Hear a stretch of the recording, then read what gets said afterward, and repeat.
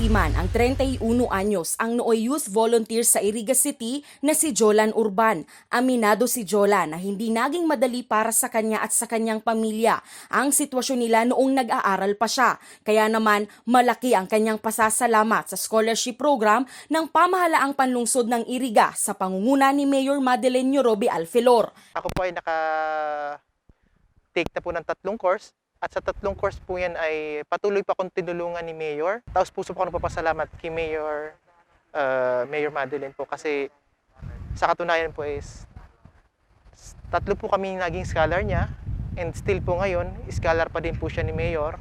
Nag-aaral po ang aking kapatid. At kami pong dalawang magkapatid ay nakatapos na po dahil din po sa scholar ni Mayor. 2 taon na ring licensed professional teacher ang nooy mag-scholar na si Jason Perez. Sa pagsuporta sa pamilya po namin, especially sa parents po namin, para maitaguyod po namin o makapagtapos kami sa pag-aaral po namin. Matapos magpa siyang tumigil sa pagiging majorette sa kanilang paaralan, mag-scholar na rin hanggang ngayon sina Joy, Kay at Angelica. Mahirap po kasi nawala ng trabaho yung father ko. So, syempre, patuloy pa rin yung school expenses, yung tuition. So, nakatulong talaga siya ng malaki kasi hindi na siya inisip ng family ko. Sa mental health ko din kasi hindi na ako na-stress kung saan ako kukuha ng pang-ano po. At natulungan niya din po yung family namin na hindi na po mag-iisip kung paano pa bukas, paano pa kami makakapagtapos, ganun po. Kaya malaking tulong po yung scholarship na binigay po sa amin ni Mayor. Tapos nung nag-decide na po kami na mag-quit, tinulungan po kami ni Mayor Madel para continue po ng scholarship. Kasi ever since, umaasa po kami sa scholarship. Ang nooy transferi sa isang pribadong universidad sa Iriga mula Cavite na si Emmy Joy, 2 taon ring naging scholar ng LGU. Thank you very much po na naging isa ko sa scholar dahil doon nakapagtapos ako. Ikinagulat nila ang kumakalat na fake news ukol sa Ghost Scholarship Program umano ng LGU Iriga. Ako po, nagpapatunay, marami kami, at alam ko po marami nang natulungan ng scholar ni Mayor.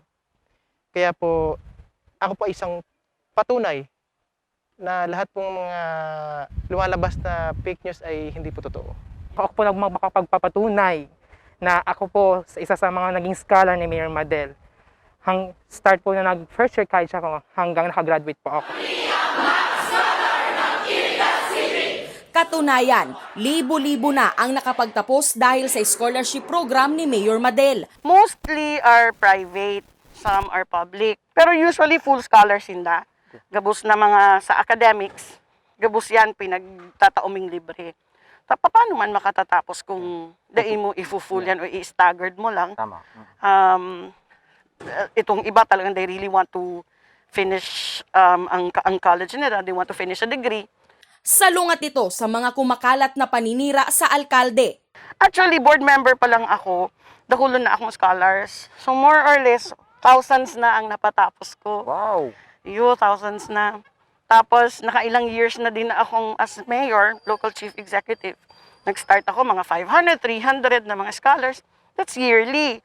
Mamuyahon pag nag-aapod sinda na nagpapasalamat dahil nagiging maray ang buhay ninda. Sa kabila ng mga paninira ng iilan, nangako ang lokal na pamahalaan na hindi nito maaapektuhan at magtutuloy-tuloy ang scholarship program ng LGU para sa mga estudyanteng determinadong makapagtapos ng pag-aaral para mabigyan ng magandang buhay ang kanilang pamilya at makapaghatid ng karangalan sa lungsod ng Iriga.